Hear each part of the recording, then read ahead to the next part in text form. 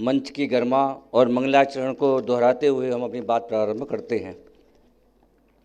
सबसे बड़ा प्रश्न ये है कि प्राकृत भाषा किसी ज़माने में लोक भाषा थी, जन भाषा थी, लोकप्रिय भाषा थी। ये हम बोलते तो हैं, लेकिन कुछ तथ्य आपके सामने प्रस्तुत करेंगे। शायद बच्चों को बहुत अच्छा लगे, ये उनके काम की चीज़ है। दुनिया का जो अत्यंत प्रसिद्ध ग्रंथ नाटक अवज्ञात शाकुंतल को कौन नहीं जानता होगा, और वे युगल, वे किशोर जो थोड़े दिनों में ही प्रेम प्रसंगों में बनेंगे, मतलब लव अफेयर में जाएंगे, उनके लिए अवज्ञात शाकुंतल तो अमृत तुल्य है। जहाँ पर शकुंतला अपने प्रिय दुष्यंत के साथ एक वाग के नीचे मिलती है, चाहती है प्रेमी के साथ बहुत देर तक क्षण बिताएं, तो अपने अंगूठे से मिट्टी को कोरे देती है, अपने अंगूठे के नाखून को कोरेती है, नीची निगाह डालती है और सोचती है दुष्यंत के साथ बहुत समय तक व्यतीत करें। ऐसा जीवंत प्रकरण प्रेमी युगल का दुनिया में आज तक कहीं देखने को नहीं मिलेगा। मुझे इस बात से बात नहीं है, वह शकुंतला भी अपने दुष्यंत से संस्कृत में बात नहीं करती है। जन जन की भाषा, जिसको हमारे पूर्व के विद्वान ने बोला, जन जन की भाषा प्राकृत में बात करती है। उसकी दासी अनुसुईया प्राकृत में बात करती है, उसकी सहेली प्रेमवदा प्राकृत में बात करती है। ऐसा प्राकृत में क्या है? एक्चुअल में प्राकृत में कम शब्दों में अपने भावों को व्यक्त करने की जो क्षमता है वो दुनिया में कहीं नहीं है। महिलाएं अपना पूरा कहना चाहती हैं, पर चाहती हैं शब्दों का बोझ कम हो, और ये जो खासियत है दुनिया में कहीं देखने को नहीं मिलेगी। दूसरी बात, बहुत संक्षेप में हम बात 10 मिनट शायद हमको मिले हैं। दूसरी बात, प्राकृत में संस्कृत में 3 रूप हैं, प्रथम एक वचन, द्विवचन, बहुवचन। हर भाषा का अपनी एक फिलॉसफी होती है, पर सर प्राकृत में एक वचन, बहुवचन, क्या इसकी फिलॉसफी है? प्राकृत या तो अपने को मुख्य करती है, अपनी बात कहती है, या सबकी बात कहती है, दो की बात नहीं कहती है। संस्कृत दो की बात करके भेद पैदा करती है, मतांतर पैदा करती है। ये संस्कृत की फिलॉसफी है, इसलिए संस्कृत विद्वानों की भाषा रही। पर प्राकृत ये नहीं चाहती है, या तो हम अपनी बात करेंगे, ये हम सबकी बात करेंगे, आपकी बात नहीं करेंगे, आपकी बात नहीं करेंगे, क्योंकि आपकी बात से मतांतर पैदा होते हैं। ये है प्राकृत की फिलॉसफी, जो दुनिया में कहीं देखने को मिलेगी। इसलिए जो सबकी बात करते हैं वो सबकी हृदय के हार भी होते हैं और सबकी भाषा भी बनते हैं। ये प्राकृत की फिलॉसफी, ये प्राकृत की फिलॉसफी, ये प्राकृत का विज्ञान। शायद इसके कारण से तीसरी बात कि जब शकुंतला हो, या राजनीति का बहुत बड़ा ग्रंथ है, यदि कोई यहाँ राजनीतिक व्यक्ति हो और उसने अगर मुद्रा राक्षस को नहीं पढ़ा तो राजनीति कर ही नहीं सकता है। यदि आपको राजनीति के क्षेत्र में आना है तो आपको बाध्य है कि आप मुद्रा राक्षस पढ़िए विशाख दत्त का। वहाँ भी हम देखते हैं जब लोगों के मुंह से, आम आदमी से मुंह से कोई विशाख दत्त कहलवाना चाहते हैं तो प्राकृत भाषा है। इसके मतलब महिलाओं की भाषा 50% हो गया, दासी और दास लोगों की भाषा वो भी, अगर हम सारा कैलकुलेशन करें तो आज से 1,500-2 हज़ार वर्ष पहले 90% लोगों की भाषा प्राकृत भाषा थी। पर आप जानते हैं प्राकृत भाषा का मतलब खेतों की भाषा, प्राकृत भाषा माने खलिहानों की भाषा, प्राकृत भाषा माने महिलाओं की भाषा, प्राकृत भाषा माने अशिक्षित माँ दादी उनकी भाषा।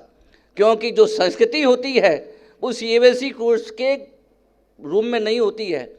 जो संस्कृति होती है वो पीपल के पेड़ के नीचे, वो बरगद के पेड़ के नीचे, जहाँ कोई दीवारें नहीं होती हैं, पर दीवार होती है अपने गुरुजी की आज्ञा का अनुशासन। संस्कृति यदि भी कहीं दिखती है तो हमारे स्कूल के, उत्तर प्रदेश के शिक्षा बोर्ड में जो पीपल के पेड़ के नीचे हैं, संस्कृति देखना हो तो बेटा वहाँ देखना।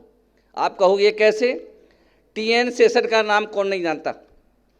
चुनाव आयोग के भूतपूर्व अध्यक्ष। चुनाव होने के बाद में अपने पत्नी के साथ निकलते हैं, एक बाग में ठहरते हैं, एक पेड़ के नीचे देखते हैं बहुत सुंदर पक्षियों के घोंसले। टीएन शेषन ने अपने नौकर से कहा कि घोंसले को लाके दो। नौकर ने गांव के आदमी को कहा कि ये घोंसला लाके दो। तुम्हारा जैसा बच्चा एक बार सुनता है, 2 बार सुनता है, 3 बार सुनता है। उसने कहा कि सर, किनसे कहा? इस टॉप के आईएएस ऑफिसर से, कि सर अगर हम ये घोंसला तोड़ेंगे तो इस घोंसले में रहने वाली जो माँ जो अपने बच्चे को घोंसले में छोड़ गई है, शाम के समय उसे बच्चे नहीं मिलेंगे, हम किस मुँह से उन बच्चों को तोड़ें? प्रश्न वो जो पीपल के पेड़ के नीचे पढ़ने वाला बच्चा, जो चरवाहा जो गायों को चराता था, उसको ये अकल थी कि इस घोंसले को हम तोड़ेंगे तो इस शाम को माँ आएगी, अपने बच्चे को कैसे देखेगी? पर ये सद्भावना, ये भावना उस आईएएस ऑफिसर के हृदय में नहीं थी। इसलिए मैं कहता हूँ, यदि तुम्हें संस्कृति देखना हो तो आपको लखनऊ में देखने को नहीं मिलेगी, आपको दिल्ली में देखने को नहीं मिलेगी कि हाँ शिक्षा तो होगी पर दिल नहीं होगा। और यदि दिल देखना हो तो पीपल के पेड़ के नीचे, बरगद के पेड़ के नीचे जो अल्ट्राटेक की बोरी इसको अपना ही बैग बना करके आया है, संस्कृति देखना हो तो वहाँ देखना। और ये जो अभिव्यक्ति है वो एकमात्र प्राकृत भाषा में ही है। इसलिए लिंग पहाड़ में आचार्य कुंद ने कहा है कि राणा मृणाल से सारो, यदि मनुष्यों का कोई सार है, मनुष्य की कोई आइडेंटिटी है, पहचान है, तो एकमात्र ज्ञान ही है, दूसरा कोई ज्ञान नहीं। पर वह ज्ञान नहीं चाहिए जो शुष्क हो, हमें वो ज्ञान चाहिए राणम चरित्रहीनम निरथयम सब्बम। यदि ज्ञान चरित्र से हीन है तो ज्ञान हमें वो नहीं चाहिए। माने शेषन के पास ज्ञान तो है पर दिल नहीं है, और दिल उसके पास में है जो घर कंधे पर लाठी लेकर के गाय चरा रहा है, और ये अच्छी तरह से जानता है कि जिस घोंसले को हम तोड़ेंगे वो प्रकृति के विरुद्ध होगा, सामाजिक व्यवस्था के विरुद्ध होगा। इसलिए ऐसा हमें कोई काम नहीं करना जिससे किसी को तकलीफ हो। तभी तो प्राकृत में कहा धम्मम दया विशुद्धम। हम धर्म तो वो है जो दया से विशुद्ध हो, जिस धर्म में दया का कोई अंश ना हो, आपसी लड़ाव की बात कर रहा हो, वो वास्तव में धर्म है ही नहीं। ये जो सोच है ये एकमात्र आपको प्राकृत में देखने को मिलेगी। इसलिए प्राकृत में दिल धड़कता है उनके लिए, उन महिलाओं के लिए, उन चरावाहों के लिए, उन किसानों के लिए, उन दलितों के लिए। यदि किसी का दिल धड़कता है तो एकमात्र प्राकृत में की भाषा में ही सुनने को देखने को मिलेगा। इसलिए जो लोगों की दिलों की बात करता है वही जनभाषा हो सकती है। इसलिए संस्कृत कभी भी जनभाषा नहीं हुई है, क्योंकि वो संपन्न और शिक्षित लोगों की भाषा थी जिनके पास दिल नहीं था। प्राकृत में दिल धड़कता था, इसलिए आज से हजारों वर्ष पहले लोक भाषा वो एकमात्र प्राकृत भाषा थी। और भी हम ऐसे बहुत से प्रकरण देखते हैं, लोगों में वीरता पैदा करने की क्षमता, कि सूरस सलाहणीय मरणम नयस एरिसम जुत्तम, कि वीरों का युद्ध, वीर लोग हैं उनको युद्ध में मरना श्रेष्ठ है, पर युद्ध में पीठ दिखाना ये वीरों का कर्तव्य नहीं। ये किनको सिखा रहे हैं? ये प्राकृत के लोग जो जन भाषा थी उन जन के लोगों को तैयार कर रहे हैं कि हे चरवाहो, हे अशिक्षित लोग, जो लोग कहते हैं मर जाना पर युद्ध के क्षेत्र में पीठ नहीं दिखाना। ये जो वीरता का जो संस्कार है, ये संस्कार देने की बात लोक भाषा में यदि किसी के पास सामर्थ्य थी तो एकमात्र प्राकृति थी।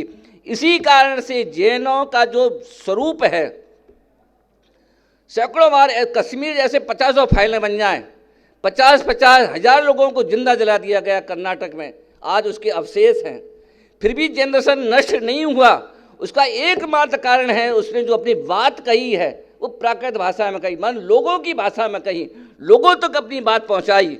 और जो लोगों तक अपनी बात पहुंचाने में समर्थ हो वो कभी नष्ट नहीं हो सकता है। इसका जीवंत उदाहरण तीसरी बात आज के समस्याओं पे बोला। यदि किसी परिवार को, समाज को, देश को, राष्ट्र को नष्ट करना है तो एक ही तरकीब है कि योग्य व्यक्ति का अयोग्य व्यक्ति का सम्मान करना। अगर आपके परिवार को मैं नष्ट करना तो आपके परिवार जो अयोग्य व्यक्ति हो समाज में सम्मानित कर दें। यदि भाषा को नष्ट करना हो, उस भाषा के जो मूर्खतम व्यक्ति हैं उनको समाज में सम्मानित कर दो, भाषा खत्म हो जाएगी। ये मैं नहीं बोल रहा हूँ, ये बोल रहे हैं पयुमचर्यु। पयुमचर्यु ने बहुत अच्छी बात कही है, किम रास रहस्य रोही हे रैया विजय घंटा, कि गधे के सिर पर शरीर पर घंटा बजाने से वो विजय पताका नहीं ले रहता है। माने अयोग्य व्यक्ति को योग्यता का अगर सम्मान दे दिया जाए तो वो योग्य नहीं हो जाता है, लेकिन जब जब सम्मान मिला, आज हम बहुत बड़ा तथ्य प्रस्तुत कर रहे हैं। आज से 40 साल पहले फूलचंद सिद्धांत शास्त्री, आज से 30 साल 40 साल पहले युगल जी का नाम जुगल किशोर मुख्तियार, आज से 30-40 साल पहले नेमीचंद जी, जगन मोहन लाल जी, कोठिया जी, आज क्यों नहीं है? सर माफ़ करना, इतने टॉप के प्राकृत तो इसके भीतर नेमीचंद जी ने बहुत काम किया है। इतने बड़े बड़े विद्वान आज क्यों नहीं हैं? क्योंकि समाज में आज कथावाचकों का सम्मान है, शादी ब्याह कराने वालों का सम्मान है, विधान कराने वालों का सम्मान है। इसलिए जैन धर्म के नष्ट होने से दुनिया में कोई नहीं रोक सकता है, क्योंकि गधों के सिर पर शरीर पर घंटा बजाने से वो बड़े नहीं हो जाते हैं। जिस समाज में अयोग्य व्यक्ति का सम्मान होगा वो समाज निश्चित रूप से गर्त में जाएगी। ये मैं नहीं बोल रहा हूँ, ये पयुमचर्यु में बोल रही है। आगे की बात हम फिर करेंगे, क्योंकि घंटी